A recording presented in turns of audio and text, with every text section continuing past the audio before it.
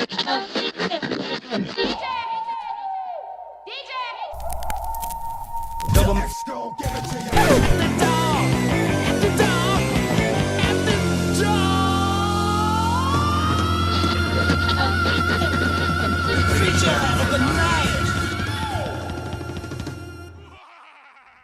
I am joined by Daniel Connell, guitarist and vocalist from Amberdown, an alt-rock band from WA.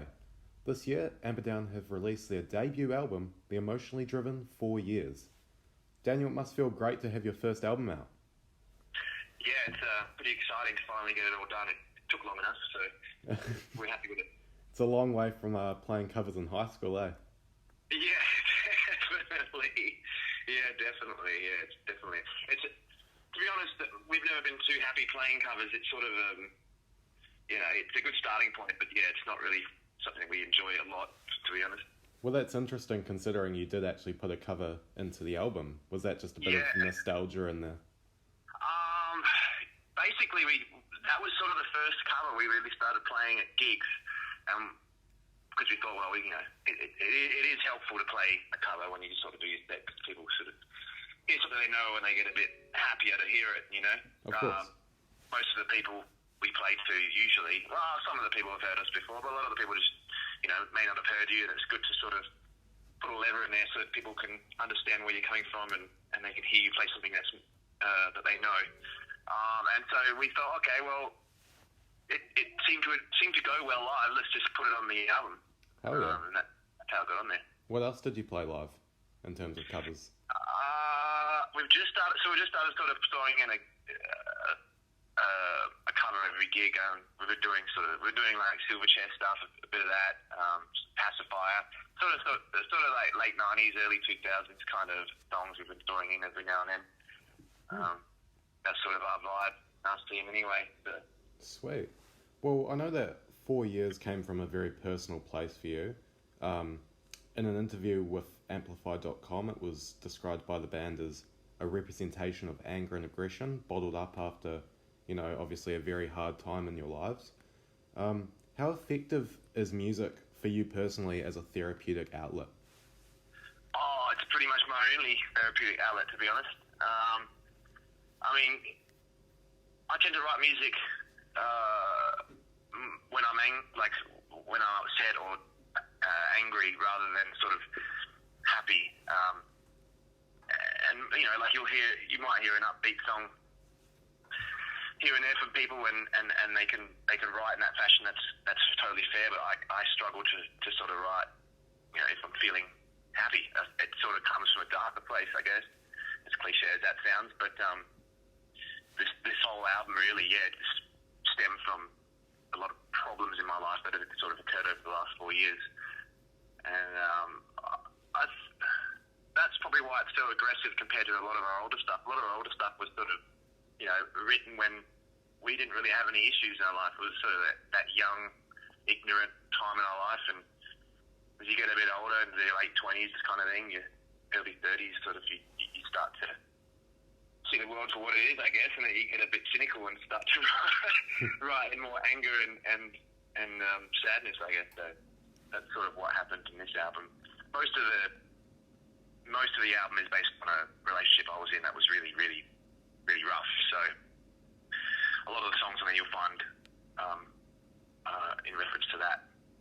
And do you think that the process of writing this and finally coming to release it has had an effect on your personal life and well-being? Yeah, actually, after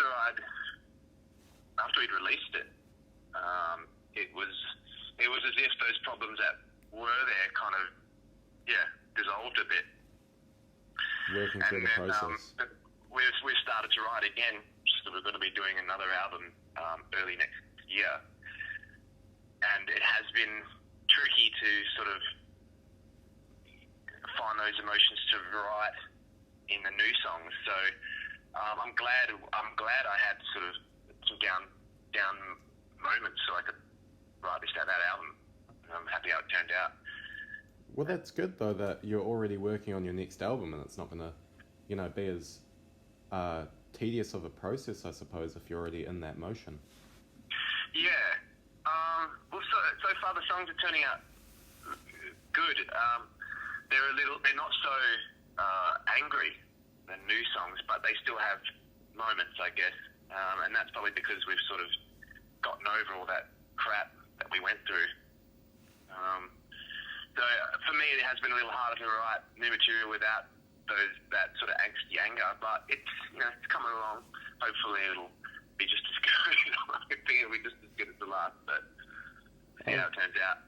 I'm curious on in your band there's a bit of diversity and taste. Like, I know you and Jason personally tend to like grunge and like, as you mentioned, Silverchair and stuff, but like your other members lean towards heavier stuff in their personal time. Are you concerned about there being like a divide in songwriting or creative direction? Sometimes, but to be honest, most of the two